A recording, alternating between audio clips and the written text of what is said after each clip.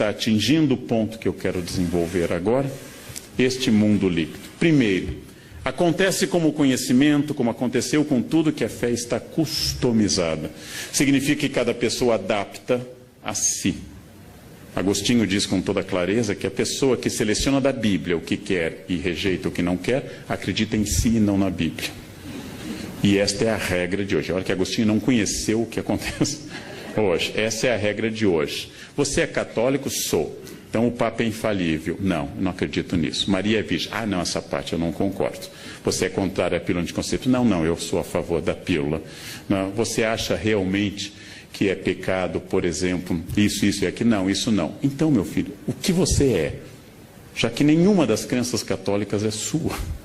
Mas é a customização da fé. Não, a igreja diz isso, eu vi na Bíblia, mas eu acho que é assim. Essa é a autoridade contemporânea. O eu se sobrepõe a tudo. Ah, eu sou católico, mas eu gosto de acreditar na reencarnação.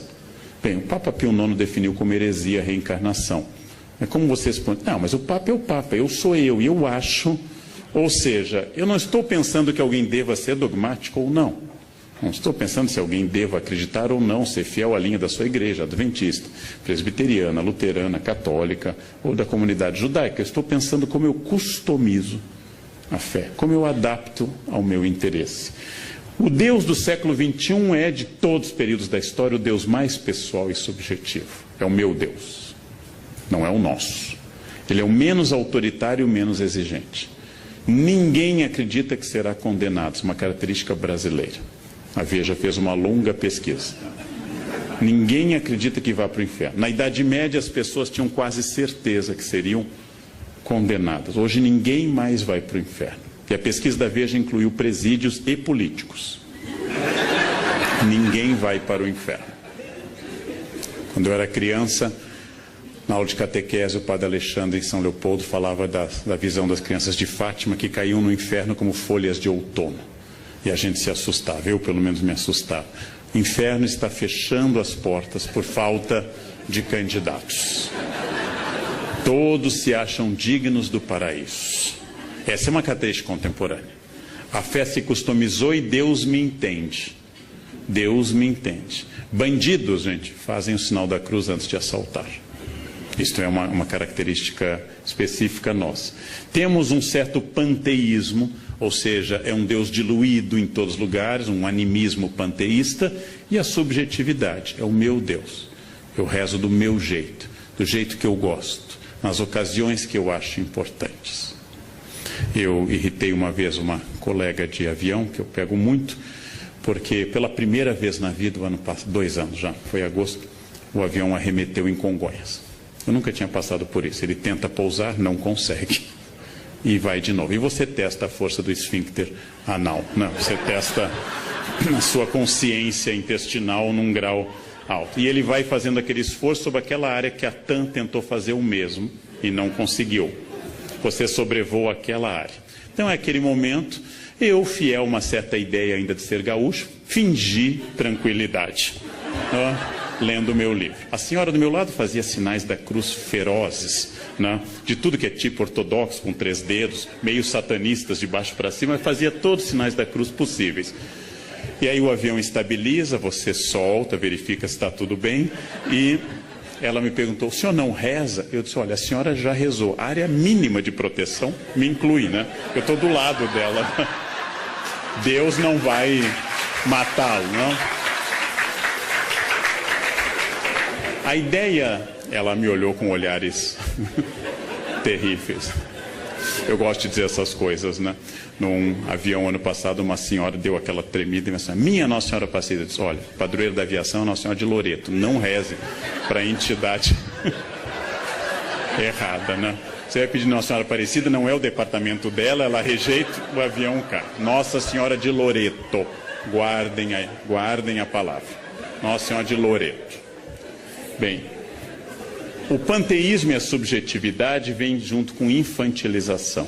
Esse tipo de mensagem de um Deus infantilizado, entre o cafona e a infância, entre o kitsch e a teologia, é hoje dominante. A ideia de Deus é um Deus infantilizado, não é à toa que a expressão Papai do Céu está em alta. Nada de Deus de sofrimento, nada do Deus da Sexta-feira Santa. A procissão do Senhor morto não é mais, a dor, a paixão segundo São Mateus, do luterano Bach, é vista pela beleza artística, não mais pelo conteúdo. É o Deus infantilizado, é o Deus meio cafona que vem sempre ao meu encontro de braços abertos. O Cristo juiz, o Cristo de Mateus 25, o Cristo condenador, o Cristo do fim do mundo está em crise. O Cristo salvador, a soteriologia, a salvação divina está em ascensão. As imagens dizem sempre: este carro pertence a Jesus, creio em Deus, até o Porta dos Fundos tem um videote que Jesus vem reclamar o carro. Já que você disse que esse carro é de Jesus, Jesus vem levá-lo embora. A adaptação da mensagem religiosa à mensagem de propaganda é outra característica notável deste mundo. A ideia de que eu devo manifestar publicamente, muito mais importante que eu manifeste na camiseta, no carro e no adesivo, do que eu viva qualquer preceito evangélico. Ou seja, aquele motorista que está escrito, esse carro pertence a Jesus, ou tem o peixe, sim, um dos símbolos mais antigos do cristianismo, e hoje de pertencimento a uma igreja específica, também fura o sinal vermelho e vai. Ou seja, esse carro pertence a Jesus, mas o motorista continua demoníaco, absolutamente demoníaco. A base disso é que a religião hoje tem que ter uma mensagem clara e pessoal. Faz sucesso o padre, o pastor, o pregador, o rabino, inclusive, que fale de cura e prosperidade. E não traga às pessoas a dimensão trágica da existência. A relação é individual, não rezo mais pelo país. Eu rezo sempre por mim e pela minha família. E, finalmente, ela é sempre positiva. Padre, pastor, rabino, mulá islâmico, que fale muito em compromissos, em obrigações e outras questões, perde público. Eu tenho que ser positivo. Essa é uma imagem de um pintor famoso e que faz esse Jesus pop. É uma imagem clássica do coração de Jesus, é um Jesus do século XVIII para o XIX, essa imagem, mas foi aqui adaptada a uma linguagem pop. Jesus com um coraçãozinho na cara. Não é ruim nem bom, o historiador não faz isso. Isto é apenas uma infantilização customizada da imagem de Jesus. Não é menos fiel, já que não temos nenhuma imagem de Jesus. Não é menos fiel à imagem original, mas é uma customização de um Buddy Christ, de um Cristo legal, que me entende sempre, que está sempre ao meu lado, que não estabelece obrigações. Nós temos hoje, como em tudo, inclusive na lei, uma religião dos meus direitos e nunca dos meus deveres. Isso vale para a Constituição brasileira, isso vale para a religião também. Ser cristão significa que Jesus me protege, óbvio. Mas também significa que há um conjunto de obrigações baseadas nesse compromisso. Isso está embaixo. Jesus amigo, Jesus protetor, Jesus Buddy Christ, Jesus legal, é hoje uma marca. Jesus é o meu melhor amigo. Jesus simpático, Jesus handsome, bonitão, estendendo a mão, é o meu melhor amigo. O Jesus da cruz está embaixo. No Congresso Brasileiro existe um crucifixo. Me entrevistaram uma vez, perguntaram o que eu acho. Eu disse, olha, só tem um problema, não sei como não deu processo, mas eu disse. Jesus foi crucificado entre 2 ladrões. E no Congresso tem 513 deputados. É demais. Eu acho que nem Jesus merece essa carga, né? 2 ladrões ainda conseguiu converter um. 513 deputados, gente. Eu pediria a retirada do crucifixo por motivos religiosos e não de Estado laico. Pediria por respeito a Jesus. Respeito a Jesus. Outro traço da crença atual é que ela tem que ser o mais catártica, ou seja, a palavra catarse, palavra aristotélica, o mais cheio de energia, missa animada, seja ela carismática, seja ela um culto neopentecostal. Mesmo naquele protestantismo que é o limite entre o protestante histórico e o pentecostal, que é o batista, há um bom culto, é aquele culto animado. Erguei as mãos, dai glória a Deus, canta, anima. Eu, como estudo religiões, eu frequentei a missa do Padre Marcelo. Eu recomendo aos senhores, porque é um caso muito interessante, mas tem que ir logo, porque não dá para ir na terceira idade, você não tem energia, você não chega ao credo, porque senta, levanta, grita, rodopia, não dá. É uma missa para jovens com boa capacidade aeróbica, capacidade, porque ele é animado. O cara animado é aquele. Então, a ideia de um rito catártico, que as pessoas vão na marcha com Jesus, que vão numa missa carismática, ou vão num culto neopentecostal, é outra característica dessa crença. Ao lado de um fenômeno urbano típico da década de 70 em diante, que é o New Age. Teorias orientais, Yin, Yang, da teosofia, do taoísmo, que atinge a teosofia, ecologismo, Deus está nas árvores, nas cachoeiras, animismo, Deus está diluído na natureza, e assim por diante. Essas religiões da nova era entendem o sagrado como geral, que você deve sentir a grande metáfora que é a energia, palavra que me irrita em particular. Quando as pessoas, você sente nesse hotel essa energia? Claro que sinto, 5 estrelas, a cama é ótima, eu sinto uma energia fabulosa, né? Quando tem aquela toalhinha de esfoliação suave, que você passa no rosto e é uma lixa, eu sinto uma energia ruim. As pessoas fazem isso, meditam sem meditar, tiram poses porque é New Age. A influência da astrologia, do I Ching, da angelologia clássica, ou seja, da parte da teologia que estuda os anjos, do tarô, de símbolos de boa proteção, de incorporação de elementos de outras religiões, por exemplo. É o caso do Brasil, onde passamos nos últimos 30 anos a utilizar branco no Ano Novo, influência de cultos afro-brasileiros, e agora lingerie vermelha, se você quer amor, lingerie amarela, se você quer dinheiro. Imaginem alguém de cueca vermelha, o que atrai a isso? Um Exu, né? O que atrai uma pessoa de cueca vermelha? Cueca amarela. Imaginem a cena de cueca amarela. Salvo se alguém aqui está cueca amarela, é exceção do que eu estou dizendo. A crença de que tudo isso faz parte de um processo geral, já que não é uma ordem nem cristã, nem especificamente católico, se vestir de branco no Ano Novo. É um conceito do sagrado, um conceito geral do sagrado que incorpora elementos de Kabbalah, incorpora elementos da tradição judaica da interpretação dos números, elementos de angelologia e assim por diante. Este conceito de sagrado tem uma metáfora que une tudo, a energia. Energia é uma metáfora que agora vem acompanhada de uma outra tipicamente contemporânea, que me irrita um pouco, que é física quântica. Quando as pessoas não têm a menor ideia de um fenômeno, elas dizem que é física quântica. Elas também não têm a menor ideia do que seja física quântica. Aliás, elas não têm do que é física newtoniana, que é mais fácil, quanto mais a quântica. Eu também não sei o que é física quântica. Fiz um curso na Casa do Saber de 4 aulas, mas continuo não sabendo. Porém, eu não uso essa metáfora. Quando não tem explicação, é física quântica. Bem, outra questão, a sincronicidade. Tudo ocorre em benefício, em meu benefício, que é um dos pensamentos mais antigos e tradicionais do mundo. Perdi o avião, foi melhor. Foi melhor assim. Tentei viajar, não consegui. Deus tem Parkinson, escreve certo por linhas tortas. Eu vou entender no final. No fundo, é um barateamento de uma das mensagens mais bonitas da Bíblia, que é o livro de Jó. Por que sofrem os bons? Deus diz isso a Jó, né? Você pescou o Leviatã, você sabe o que eu quero, né? Quando Deus recrimina Jó. Só que essa teologia de Jó, que é os capítulos 1, 2 e o final são os mais antigos do Antigo Testamento, essa teologia de Jó vira uma espécie de universo que conspira a meu favor. Minha empregada me diz que leite com manga dá certo, dá morte.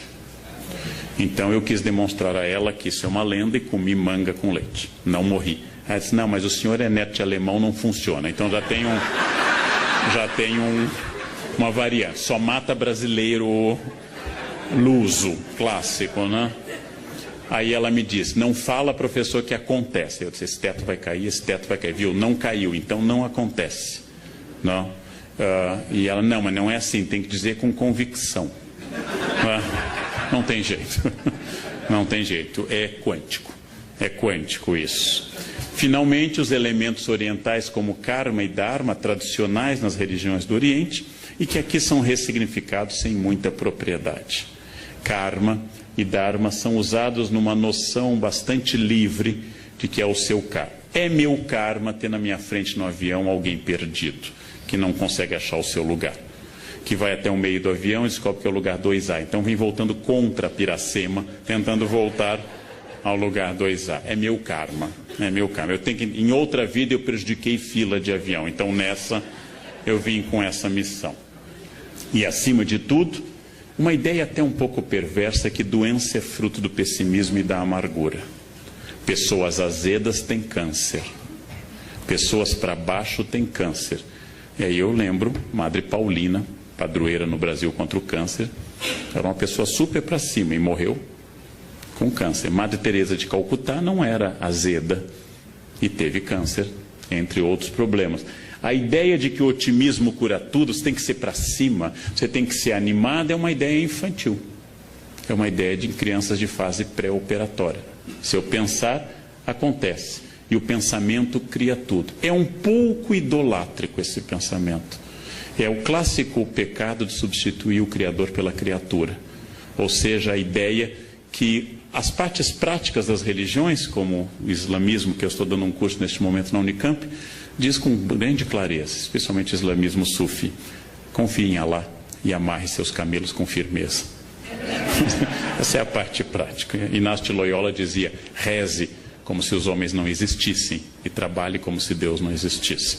Essa é uma forma um pouco moderna e prática, mas isso aqui é um pouco infantil. O que você está fazendo? Estou pensando muito positivo.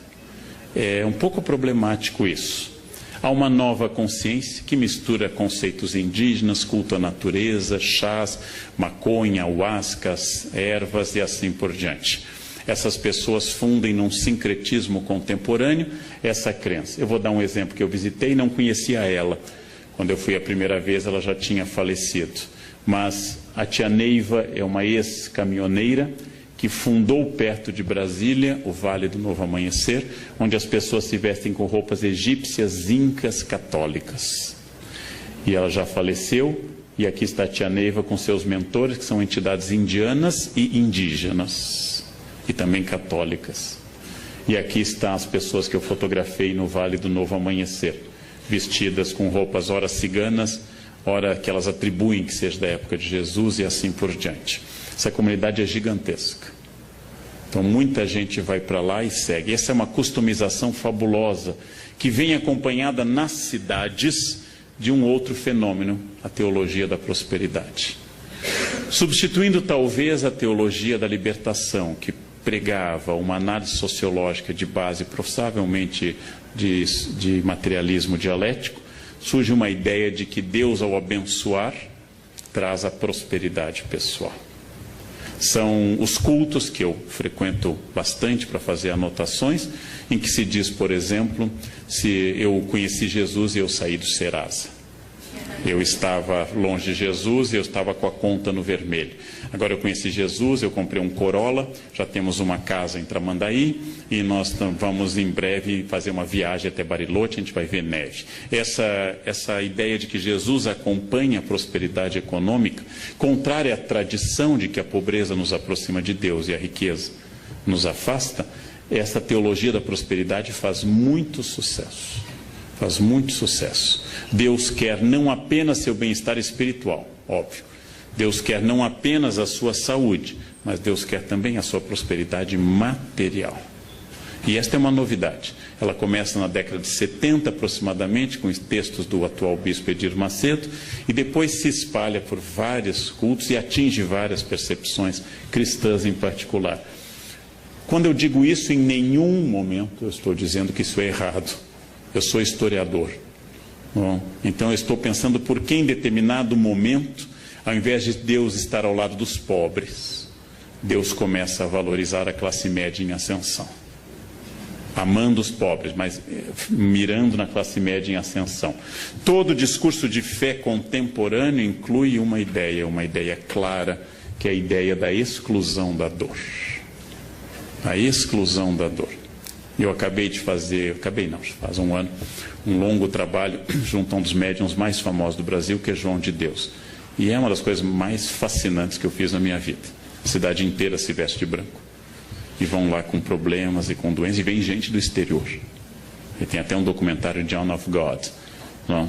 E as pessoas fazem, e ele diz: mantenha a quimioterapia, mas confie na minha mediunidade. Bom, é fascinante isso. É fascinante, é uma expressão fascinante de um homem, é um fazendeiro, é um homem que tem fazendas, mas é quase analfabeto. É um homem tosco, mas com carisma extraordinário.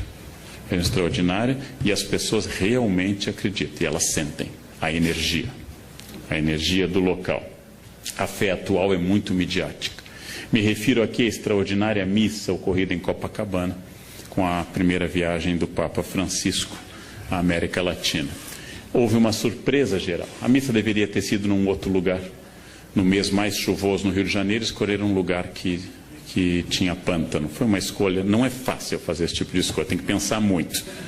Tem que pensar muito. É pegar o mês de chuva em Porto Alegre e fazer na Ilha da Pintada um campo para fazer uma... Conseguiram. Aí transferiram para Copacabana.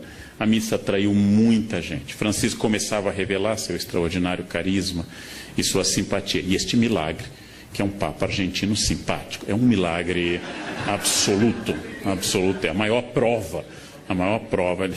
São Malaquias diz que ele é o último Papa, né? São Malaquias profetiza todos os 168 Papas seguintes até o atual, Francisco, né? E os brasileiros vão para o juízo final com este sorriso, né? A igreja sobreviveu a tudo, mas pegou um argentino, acabou, né? O fim do mundo acabou. Que bobagem, que bobagem.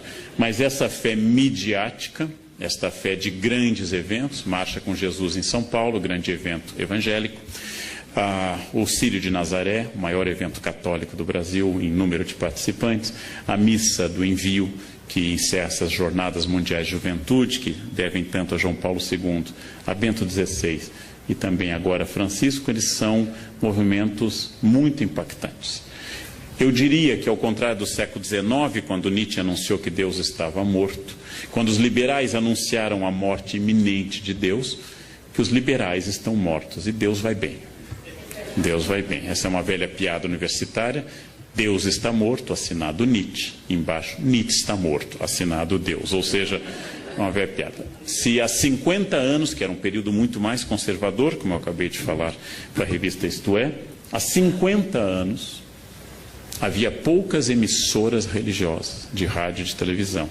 Hoje eu tenho que ter cuidado, porque praticamente só tem emissoras religiosas.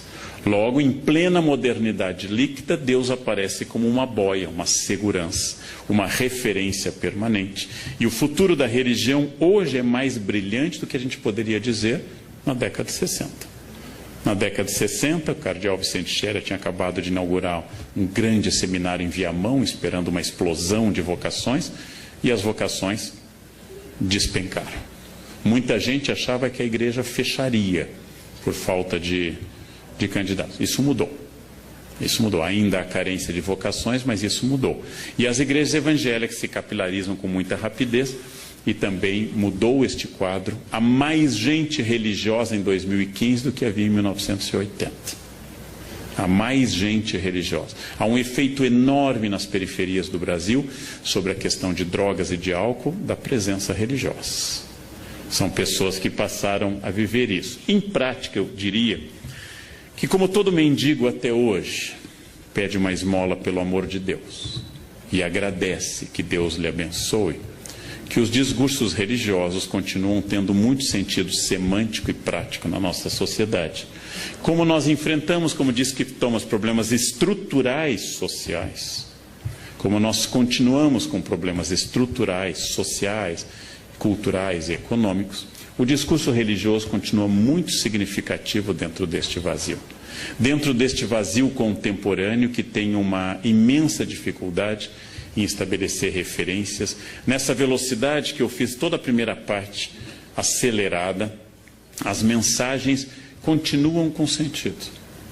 Dando um curso uma vez sobre tradução de hebraico na Unicamp, eu lembrei que, veja uma metáfora que perdeu totalmente sentido, que é belíssima, mas perdeu sentido.